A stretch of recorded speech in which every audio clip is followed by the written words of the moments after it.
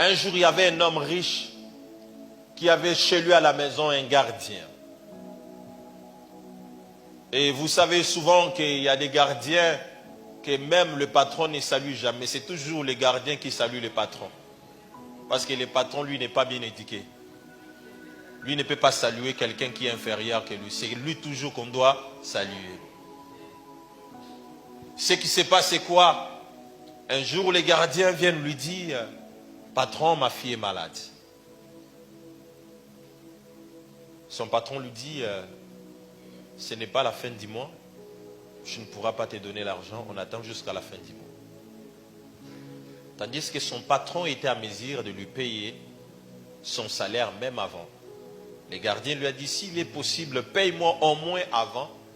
Quand on arrivera à la fin du mois et tu n'auras plus besoin de me payer parce que j'avais déjà récupéré mon salaire. Parce que si on ne le fait pas, mon enfant va mourir. Et quand il arrive, son patron lui dit, je n'ai pas d'argent, tu dois attendre à la fin du mois. Qu'est-ce qui se passe? Quand le gardien arrive à l'hôpital, quelques temps après, son enfant est mort. Quand son enfant décède, le gardien n'a pas arrêté le boulot.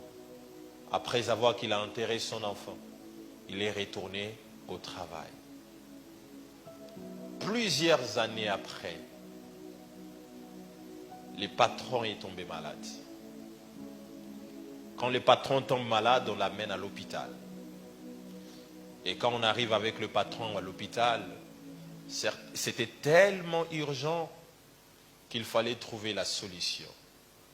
Il fallait transfuser du sang au patron.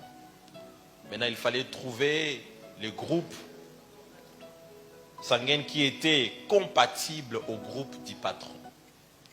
On a regardé dans ses enfants, ça n'allait pas. Sa propre femme, ça n'allait pas. On a cherché dans la ville, ça n'allait pas. On a dit on essaie d'abord les gardiens. Quand on essaie les gardiens, on trouve que les groupes du gardien et celle du patron étaient compatibles. Maintenant, c'est au gardien maintenant de décider sur la vie de son patron. Vous comprenez très bien. C'est que la vie et la mort du patron étaient dans les mains du gardien. Est-ce que quelqu'un m'entend très bien?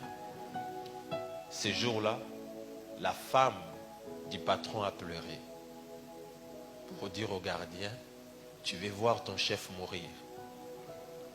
Le gardien lui a dit, mon chef a préféré aussi que mon enfant meure. Et le patron était décédé aussi ces jours-là. Pourquoi?